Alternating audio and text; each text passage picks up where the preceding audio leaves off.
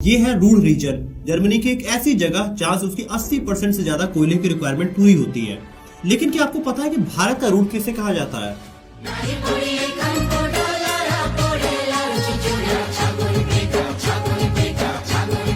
30% से ज्यादा जंगलों से घिरा झारखंड भारत के सोने की खान से कम नहीं है। एक तरफ जहां झारखंड में पहाड़, नदियां और झरने हैं, वहीं दूसरी तरफ ये खनिज से एक रिच प्रदेश है।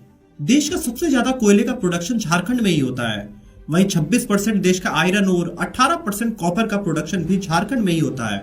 इसके साथ ही यूरेनियम, बॉक्साइट, सिल्वर और ग्रेफाइट जैसे 58 मिनरल्स की खान है झारखंड। हर साल 160 मिलियन टन से ज्यादा मिनरल्स का प्रोडक्शन करने वाला झारखंड की कमाई 15,000 करोड़ से ज्यादा है मिनरल्स से। लेकिन जो झारखंड के बारे में गौर करने वाली बात है कि मिनरल से इतना ज्यादा रिच प्रदेश भारत में दूसरा सबसे ज्यादा गरीब राज्य है। आज 5 साल से कम उम्र के 11.5% बच्चे झारखंड के कुपोषित हुआ करते हैं। बढ़ते रेप केसेस, क्रिमिनल, गरीबी और अशिक्षा से जूझता है झारखंड में पिछले 24 सालों में 12 से ज्यादा सीएम बदल चुके हैं अभी तक, जिसमें भाजपा, झारखंड मुक्ति मोर्चा और कांग्रेस जैसे अलग अलग दलों ने हर बार अपनी सरकारें बनाई है। लेकिन फिर भी यह राज्य गरीबी की सबसे बड़ी दौर से गुजर रहा है। आज ऑन एन एवरेज एक झारखंड का आम आदमी महीने का 7,500 रुपए भी नहीं कमा पाता है। तो यहाँ सबसे बड़ा सवाल उठता है कि मिनरल में इतना रिच स्टेट कैसे इतना ज्यादा भारत में गरीब हो सकता है। तो दोस्तों, इस वीडियो में आज हम झारखंड की पूरी हिस्ट्री, पॉलिटिक्स और इकोनॉमिक्स के बारे में समझने की कोशिश करेंगे। इस एक वीडियो में आप झारखंड की हर एक समस्या के बारे में समझ चुके होंगे। दोस्तों, आइए इस वीडियो को शुरू से शुरू करते हैं। मौर्य से लेकर मुगल एम्पायर तक झारखंड हमेशा एक फॉरेस्ट लैंड की तरह अलग अलग एम्पायर्स का पार्ट रहा।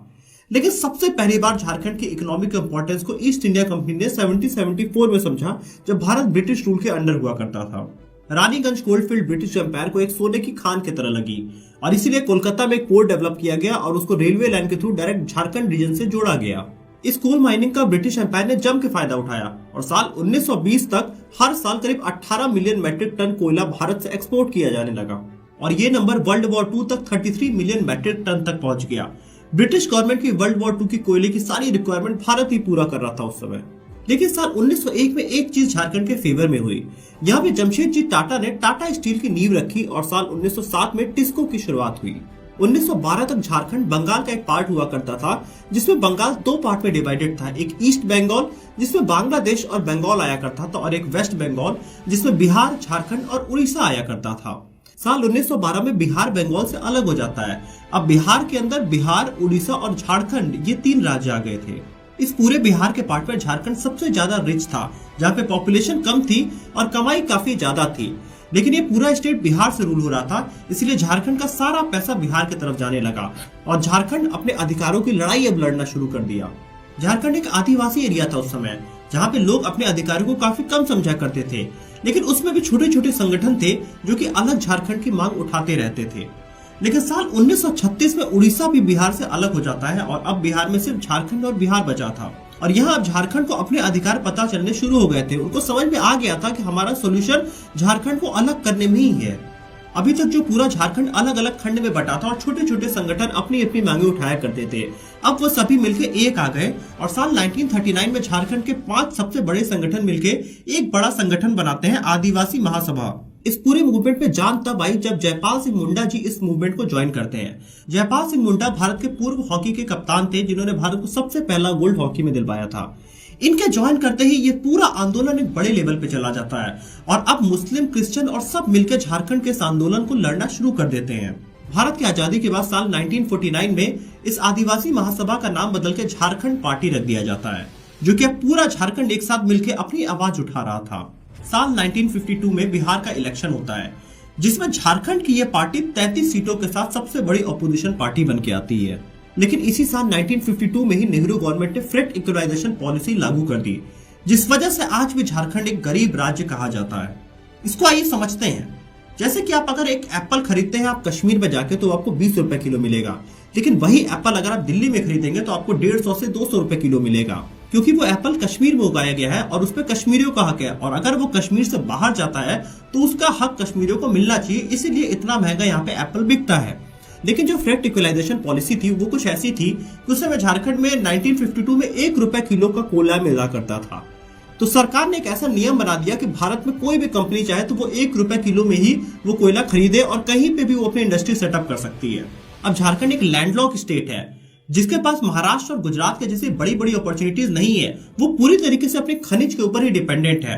तो अगर जो खनिज वहां से निकाल के 1 रुपए में अपने झारखंड में बेचना है, अगर वही 1 रुपए में बाकी जगहों पे बिकेगा, तो झारखंड का कोई अलग से एडवांटेज रह नहीं जाता है। और दूसरा बड़ा नुकसान फ्रेट इक्वलाइजेशन पॉलिसीज की वजह से कोई भी कंपनी अब झारखंड में अपनी कंपनी सेटअप करने के लिए बाधित नहीं थी। तो जो जॉब मिलने वाली थी झारखंड के लोगों को, वो उन जगहों पे मिलने लगी जहां पे पानी ज्यादा था। मतलब कंपनियां यहां से कोयला निकाल के ले जाती थी और उनको तमिलनाडु में ले जाके अपना इंडस्ट्री सेटअप करती थी, जिस वजह से उनको वहां पे पानी की रिक्वायरमेंट पूरी हो जाती थी। और झारखंड को अपनी सबसे इंपॉर्टेंट चीज के लिए जो एडवांटेज मिलना चाहिए था, वो उनको कभी मिला ही नहीं। अगर इंडस्ट्री झारखंड में सेटअप होती तो झारखंड के ही लोगों को जॉब मिलती, लेकिन वो इससे वंचित रह गए। लेकिन दूसरी तरफ बिहार में 1957 में फिर से इलेक्शन होता है और इस बार भी जयपाल सिंह मुंडा के अंडर ही फिर से इलेक्शन लड़ा जाता है और इस बार भी झारखंड की पार्टी 32 सीटों के साथ सबसे बड़ी ऑपोजिशन बन के आती है। लेकिन ऐसा नहीं है कि भारत सरकार कोयले की अपॉर्चुनिटी को समझ नहीं रही थी। साल 1956 में गवर्नमेंट ने नेशनल कोल डेवलपमेंट कॉर्पोरेशन बनाया, जिसमें 1964 में स्टील अथॉरिटी ऑफ इंडिया की स्थापना की गई, जिसमें सोवियत यूनियन की हेल्प से बोकारो स्टील प्लांट लगाया गया, जिसका आज production capacity 32 lakh ton per year है। और 1958 में बिरला ग्रुप ने हिंडाल्को की शुरुआत किया, जो कि आज एशिया में सबसे ज्यादा एल्युमिनियम के प्रोड्यूसर है। उधर दूसरी तरफ अलग झारखंड की जो मांग थी वो कमजोर पड़ती जा रही थी और साल 1963 से 1973 के बीच में ये मूवमेंट पूरी तरह से कमजोर पड़ गया और झारखंड जो पूरी तरह यूनाइटेड था वो अलग अलग दलों में बट गया, जिसमें बिरसा सेवा दल, ऑल इंडिया झारखंड पार्टी और HUL झारखंड पार्टी जैसे अलग अलग पार्टीज निकल के बाहर आ गई। लेकिन अगला बड़ा बदलाव भी साल 1973 में होता है, तो 4 फरवरी को अरुण कुमार रॉय, विनोद बिहारी महतो और शिबू सोरेन मिलकर एक नई पार्टी बनाते हैं, जिसका नाम रहता है झारखंड मुक्ति मोर्चा। इसी पार्टी से हेमंत सोरेन आज CM है। उसी साल कोल इंडस्ट्री में भी बड़ा बदलाव हुआ। कोल की लगातार चोरी होते देख के और मिसमैनेजमेंट को देखते हुए इंदिरा गांधी गवर्नमेंट ने कोल का नेशनलाइजेशन साल 1973 में कर दिया, जिसमें कोकिंग कोल और नॉन कोकिंग कोल दोनों को नेशनलाइज कर दिया गया और अब कोल इंडिया की पूरी तरीके से भारतीय कोयला मार्केट पे पूरी मोनोपोली हो गई थी। इस मोनोपोली को साल 2018 में तोड़ा, जब PM मोदी ने इस पूरे लॉ को रिपील किया और अब यहाँ पे ऑक्शन सिस्टम के साथ सारे कोयले का आवंटन करना शुरू किया गया। अब कोई भी कंपनी अपनी खुद की माइनिंग कर सकती है, वो ऑक्शन में डायरेक्टली खरीद के। लेकिन साल 1971 में बांग्लादेश भारत से अलग हुआ था, जिसमें स्टूडेंट्स का काफी एक बड़ा मूवमेंट रहा था, जिसको देखते हुए झारखंड में भी काफी सारे स्टूडेंट्स के आंदोलन शुरू हो गए थे। और झारखंड मुक्ति मोर्चा ने देखा कि स्टूडेंट्स को अगर आंदोलन में ला दिया गया तो झारखंड का जो आंदोलन है वो काफी बड़े लेवल पे ले जाया जा सकता है। इसीलिए 22 जून साल 1986 में ऑल झारखंड स्टूडेंट यूनियन की शुरुआत की गई, जिस ऑर्गेनाइजेशन को निर्मल महतो चला रहे थे। निर्मल महतो बहुत ही जल्दी फेमस हो गए पूरे झारखंड में, जिस वजह से 1 साल के बाद उनकी डेथ हो जाती है, उनको जान से मार दिया जाता है। और इसके बाद ये पूरा झारखंड का मूवमेंट पूरे झारखंड में फैल जाता है और पूरे देश में अब झारखंड मूवमेंट की शुरुआत हो जाती है। यहाँ बीजेपी भी इस आंदोलन को बहुत अच्छे से भाप जाती है और वो भी अब एक अलग वनांचल राज्य की मांग करना शुरू कर देते हैं, जिसका फायदा बीजेपी को साल 1996 और 99 के लोकसभा के इलेक्शन में पूरी तरह से होता है। और 15 नवंबर साल 2000 को अटल बिहारी गवर्नमेंट ने अलग वनांचल राज्य का निर्माण किया, जिसे कुछ दिन बाद इसका नाम बदल के झारखंड रख दिया गया। पिछले 100 सालों में झारखंड की 2 पीढ़ियों ने सिर्फ झारखंड के एक अलग राज्य की डिमांड में अपना जीवन बिता दिया था। लेकिन 2000 के बाद जब एक नई सरकार बनी तो लोगों को आस थी कि अब नई सरकार एक नए विजन के साथ आगे बढ़ेगी। लेकिन होता है दोस्तों इसका जस्ट अपोजिट। तो ये सब कुछ हमें समझने के लिए ये 2000 से 2024 के बीच के पूरे झारखंड के हमें पॉलिटिक्स एक बार समझनी होगी। तो दोस्तों आइए इसको करीब से देखते हैं। तो साल 2000 में पहली बार इलेक्शन होता है, जिसमें बीजेपी को 32 सीट आती है, समता पार्टी को 5 सीट और झारखंड मुक्ति मोर्चा को 12 सीट आती है और इंडियन नेशनल कांग्रेस को 11 सीटें आती है। दोस्तों इसमें एनडीए की बहुमत होती है और बाबूलाल मरांडी सबसे पहले मुख्यमंत्री बनते हैं। मरांडी की गवर्नमेंट एक अच्छे विजन से आई थी, जो रोड की कनेक्टिविटी पे ध्यान दे रही थी और बाबूलाल मरांडी का एक विजन था कि रांची के पास में ही एक ग्रेटर रांची डेवलप किया जाए, जिस तरीके से नोएडा के पास में ग्रेटर नोएडा बनाया गया है, ताकि जो पूरी कनेक्टिविटी है उसको और ज्यादा बढ़ाया जा सके और रांची के ऊपर से ट्रैफिक रिड्यूस किया जा सके। इसका शिलान्यास भी होता है साल 2002 में, लेकिन इसके बाद बाबूलाल मरांडी की सरकार चली जाती है क्योंकि पार्टी के अंदर ही कॉन्फ्लिक्ट हो जाता है और अब अर्जुन मुंडा बीजेपी के ही सीएम बन जाते हैं। अर्जुन मुंडा के 2 साल के कार्यकाल के बाद फिर से इलेक्शन होता है और साल 2005 में इस बार एनडीए को 36 सीट आई थी, जिसमें बीजेपी को 30 सीट था और झारखंड मुक्ति मोर्चा को 17 सीट आई थी। और इस टर्म में 4 बार सरकारें बदलती हैं, जिसमें सबसे पहले शिबू सोरेन, फिर अर्जुन मुंडा बीजेपी से, फिर एक इंडिपेंडेंट कैंडिडेट मधु कोड़ा और उसके बाद फिर से शिबू सोरेन इस 5 साल के कार्यकाल में 4 बार सीएम बदलते हैं। इसके बाद 2009 का इलेक्शन होता है जिसमें झारखंड मुक्ति मोर्चा को 18 सीट आती है, बीजेपी को भी 18 और कांग्रेस को 14 सीट आती है। इस टर्म में भी 3 सीएम बनते हैं। सबसे पहले जेएमएम के शिबू सोरेन की सरकार बनती है, फिर बीजेपी की कुछ टाइम गवर्नमेंट आती है और फिर से तीसरे बार फिर से जेएमएम की सरकार आती है जिसमें सबसे पहली बार हेमंत सोरेन सीएम बनते हैं। इसके बाद 2014 का इलेक्शन होता है जिसमें रघुबर दास जीत के आते हैं और यहाँ पे बीजेपी को 37 सीट आई थी। ये इकलौता टर्म रहा है जब किसी एक सीएम ने 5 साल का पूरा कार्यकाल किया था। रघुबर दास एक नॉन आदिवासी सीएम थे, लेकिन इनके गवर्नमेंट में भी काफी सारा करप्शन था जिसके बारे में हम आगे बात करेंगे।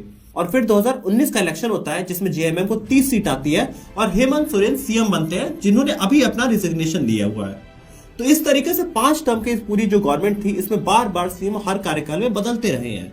ये इतने सारे सीएम बदलने के पीछे सबसे बड़ा रीजन है कि किसी भी पार्टी को क्लियर मेजोरिटी यहाँ पे नहीं मिलती है। इसका सबसे इंपॉर्टेंट रीजन है कास्ट पॉलिटिक्स। जैसे यहाँ पे कोई अगर महतो आदिवासी कोई ग्रुप है तो वो महतो को ही वोट देगा। इसके अलावा कोई सोरेन ग्रुप का है तो वो सोरेन कास्ट वाले को ही वोट देगा। इसके साथ ही आदिवासी कबीले के जो लोग होते हैं वो अपने बीच के ही आदमी को किसी भी हालत में वोट किया करते हैं, वो उसी पर ट्रस्ट करते हैं। इसीलिए आप देख सकते हैं कि 2005 में 12 इंडिपेंडेंट कैंडिडेट जीते थे और 2009 के इलेक्शन में 8 इंडिपेंडेंट कैंडिडेट जीते थे। 81 सीट की जो विधानसभा है उसमें अगर 12 लोग इंडिपेंडेंट जीतते हैं तो एक बड़ी बात है। किसी भी एक पार्टी को कंप्लीट मेजोरिटी न मिलने का रीजन है कि यहाँ कोई एक सेंट्रल लीडर नहीं है इस स्टेट में। शिबू सोरेन जिसे दिशोम गुरु के नाम से भी झारखंड में जाना जाता है, 70s के टाइम में इन्होंने आदिवासियों के लिए कई सारी लड़ाइयां लड़ी थी और बहुत सारे अगर झारखंड के आप रीजन में देखो तो उनकी काफी अच्छी पकड़ है, लेकिन फिर भी ये वाइडली एक्सेप्टेड लीडर नहीं है पूरे झारखंड में। अगर आप देखेंगे तो कुछ रीजन में बीजेपी काफी मजबूत है, कुछ जगह पे कांग्रेस मजबूत है और किसी जगह पे झारखंड मुक्ति मोर्चा काफी ज्यादा मजबूत है। इसलिए कंप्लीट मैंडेट किसी भी पार्टी को नहीं मिल पाया है अभी तक। तो इन 23 सालों में हर सीएम ने ऑन एन एवरेज 2 साल का कार्यकाल देखा। तो अब हर सीएम ने अपने टेन्योर में ज्यादा से ज्यादा करप्शन करके पैसे निकालने का सोचा और ज्यादा दिन अपने आप को सीट पे बनाए रखने में फोकस किया, जिस वजह से झारखंड का जो पूरा विजन था वो खत्म हो गया। अगर इन सभी गवर्नमेंट में आप देखें तो भर भर के करप्शन हुआ। जब मधुकोड़ा की गवर्नमेंट आई थी, वो जो एक इंडिपेंडेंट कैंडिडेट थे वो जब सीएम बने थे तो साल 2006 में आयरन और कोल स्कैम में ये करीब 34,000 करोड़ का स्कैम हुआ था, जिसमें मधुकोड़ा के ऊपर एक इल्जाम लगा कि वो 4,000 करोड़ रुपए उन्होंने ब्राइबरी लिया था, जिसका पता चलने पे मधुकोड़ा की 144 करोड़ की संपत्ति भी जब्त हुई थी और दिसंबर 2017 में मधुकोड़ा कन्विक्टेड भी हुए थे, जिसके बाद उन्हें 3 साल की जेल हुई थी और करीब 50 लाख रुपए उनके ऊपर बस जुर्माना लगा था। इसके बाद कई सारे स्कैम्स हुए। आप अगर देखेंगे कि रघुबर दास गवर्नमेंट में भी उनके जो मिनिस्टर थे सरयू राय, उन्होंने ही सीएम पे डायरेक्ट इल्जाम लगाया था और उन्होंने कहा कि उन्होंने फूड स्कैम किया हुआ है। जिसके बाद सरयू राय बीजेपी छोड़ते हैं और वो इंडिपेंडेंट चुनाव लड़ते हैं सीएम के फेस के सामने और सरयू राय जीत जाते हैं सीएम से डायरेक्ट। तो आप समझ सकते हैं कि किस लेवल पे करप्शन था जो एक मिनिस्टर सीएम के सामने खड़ा होता है और जीत जाता है। आज भी आप देखेंगे तो Hemant Soren directly land scam में फंस रहे हैं। तो झारखंड में जितने भी सीएम बनते हैं उनका सबसे बड़ा फोकस होता है कि ज्यादा से ज्यादा पैसे कमा के रख लो ताकि आगे की पॉलिटिक्स की जा सके। अब इतने सालों के करप्शन का झारखंड पे क्या असर हुआ, आइए उसको एक बार समझ लेते हैं। अगर आप साल 2022-23 में झारखंड के एक आम आदमी की आय देखें तो वो 86,060 रुपए है। इसका मतलब एक आदमी मंथली 7,171 रुपए ही झारखंड में कमाता है सिर्फ। साल 2001 के समय झारखंड की जीएसडीपी भारत के जीडीपी का 1.52% होती थी, जो कि 22-23 में से थोड़ा सा बढ़ के 1.61% ही भारत के जीडीपी का हो पाई। इसका मतलब कि वहां पे कुछ ज्यादा इंक्रीमेंट हुआ ही नहीं।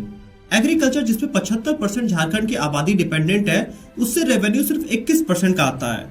अगर कोई किसान टमाटर भी बहुत ही मेहनत करके उगा लेता है तो उसको मार्केट का एक्सेस ही नहीं है, जिस वजह से उसके पास कोई भी प्रॉफिटेबिलिटी नहीं बन पाती है।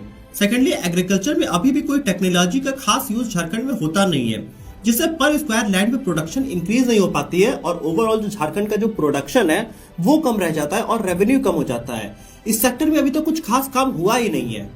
हर गवर्नमेंट सिर्फ करप्शन में रह गई और उन्होंने लोगों की मूलभूत प्रॉब्लम को कभी सॉल्व करने की कोशिश ही नहीं किया। हालांकि सरकार ने कई सारे स्टेप्स लिए हैं, जैसे कि कृषि ऋण माफी योजना, जिसमें गवर्नमेंट करीब 50,000 रुपए तक किसानों को माफ कर देती है। इसके साथ ही राज्य फसल योजना भी है, लेकिन ये सब राहत काम है। अगर आपको मूलभूत परिवर्तन करना है तो वहां पे आपको टेक्नोलॉजी का यूज ले आना पड़ेगा, जिस वजह से फार्मर अपनी यील्ड को बढ़ा सके। आज झारखंड की 42% से ज्यादा आबादी मल्टी डायमेंशनल पॉवर्टी फेस कर रही है। साथ ही वो स्टूडेंट जो अपनी स्कूल की पढ़ाई पूरी कर लेते हैं वो झारखंड में नहीं रुकते हैं, वो हायर एजुकेशन के लिए दूसरे स्टेट्स की तरफ चले जाते हैं, क्योंकि जो झारखंड के स्कूल और कॉलेजेस है उनकी क्वालिटी ऑफ एजुकेशन काफी खराब है, जिसपे सालों से कोई भी काम नहीं हुआ है। इसके साथ ही अगर आप देखेंगे तो यहाँ पे वुमेन्स की कंडीशन काफी ज्यादा बदतर है। अगर जनवरी 2020 से फरवरी 2023 के बीच में देखें तो झारखंड में 5255 से ज्यादा रेप के केसेस हुए जिसमें कोई भी एक्शन नहीं लिया गया। इससे जो बड़ी प्रॉब्लम है वो मेल और फीमेल के बीच का लिटरेसी है। झारखंड में अगर हम देखें तो जो फीमेल लिटरेसी है वो सिर्फ 55% है, वही मेल लिटरेसी 76% है, जिस वजह से झारखंड में जेंडर गैप काफी ज्यादा है। आज झारखंड में कई सारी मूलभूत समस्याएं हैं, जैसे कि साफ पानी का न होना, टॉयलेट की फैसिलिटीज न होना, हेल्थ केयर आज एक बड़ी समस्या है झारखंड में। आज पूरे झारखंड में लैंड माफियाओं का एक नेक्सस है। यहाँ पे अगर हम देखो तो इनकम डिफरेंस काफी ज्यादा है। जो 10% लोग हैं उनके पास 90% इनकम है और ज्यादातर आबादी यहाँ पे गरीब ही है। अभी ब्यूरोक्रेसी जो कि गवर्नमेंट के प्लान इंप्लीमेंट किया करती है, आज झारखंड के ब्यूरोक्रेसी में भी काफी ज्यादा करप्शन है। पिछले कई सालों में कई सारे IAS ऑफिसर झारखंड में गिरफ्तार हुए हैं करप्शन के चार्जेस में। इस लेवल की स्थिति आ चुकी है इस राज्य में। कुपोषण और गरीबी से निपटने के लिए सरकार ने यहाँ पे समान योजना भी लॉन्च किया। लेकिन अगर हम ओवरऑल हंगर इंडेक्स वर्ल्ड का देखें तो साल 2022 में 121 कंट्रीज में भारत का नंबर 107वां रहा है और भारत में दूसरा सबसे ज्यादा जो गरीब राज्य रहा है वो झारखंड रहा है, जिसमें सबसे ज्यादा भुखमरी रही है। तो दोस्तों मेरे अकॉर्डिंग झारखंड की जो सबसे बड़ी प्रॉब्लम है कि वहां पे कोई एक विजनरी लीडर नहीं है जो कि पार्टी पॉलिटिक्स से ऊपर उठ के झारखंड के विकास के बारे में सोचे और अगले 10 साल में एक ऐसा प्लान लेके आए जिससे झारखंड को भी प्रॉस्परस बनाया जा सके। आप कमेंट ऑप्शन में लिख के अपना भी रीजन बताइए कि क्या और समस्याएं हैं झारखंड में और कैसे इसको दूर किया जा सकता है। वीडियो अच्छी लगी तो वीडियो को लाइक करिएगा, चैनल को सब्सक्राइब करिएगा और बेल आइकन प्रेस करिएगा।